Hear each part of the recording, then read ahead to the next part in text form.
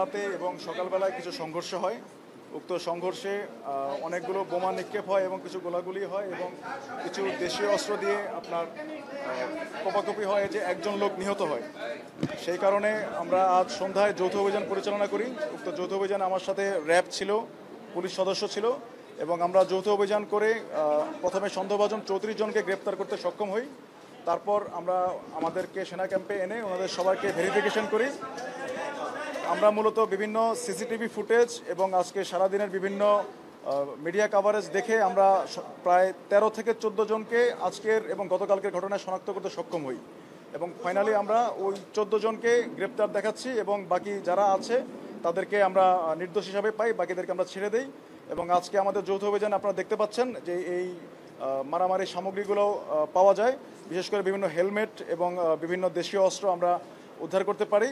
এবং এই যে 14 জন আছে তার মধ্যে 3 থেকে 4 জনকে মোটামুটি প্রত্যক্ষভাবে আজকের যে হত্যাটা হয়েছে তার সাথে সম্পৃক্ততা পাওয়া গেছে। বাকিটা তদন্ত করে আমরা আমাদের আইন প্রয়োগকারী সংস্থা অন্যান্য বাহিনী যারা আছেন সেটা ওনারা ব্যবস্থা নেবেন। সবাইকে ধন্যবাদ। এটা আমরা এখনও যাচাই বাছাই করতে পারিনি, সেটা যাচাই বাছাই করতে একটু সময় লাগবে আমাদের। আর আমরা যে 13-14 জনকে এনেছি প্রত্যেককে আমরা বিভিন্ন আজকে গতকালকে রাত ভোর রাত এবং আজকে সারাদিনের বিভিন্ন ভিডিও ফুটেজ দেখে তাদেরকে আইডেন্টিফাই করতে সক্ষম হই। তারপর সেই ভিডিও ফুটেজ দেখে দেখে আমরা এই 13 থেকে 14 জনকে আমরা আলাদাভাবে শনাক্ত করতে পারি।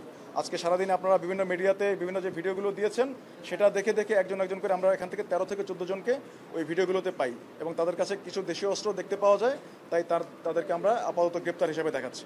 এরপর এ নিয়ে মামলা হবে এবং ফার্দার তদন্ত করে এর সাথে আরও যারা সম্পৃক্ততা আছে তাদেরকেও গ্রেপ্তারের জন্য অভিযান চালাবেন।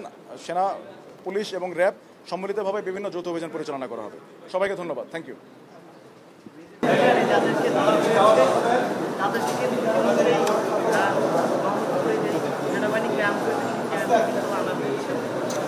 আসামি সাইডের দরকার আছে।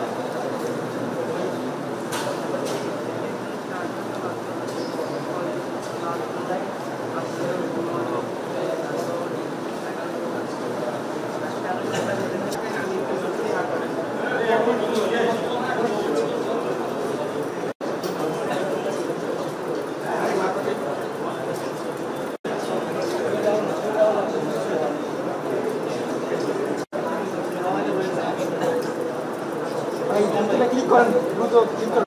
এদিকে তাকাও।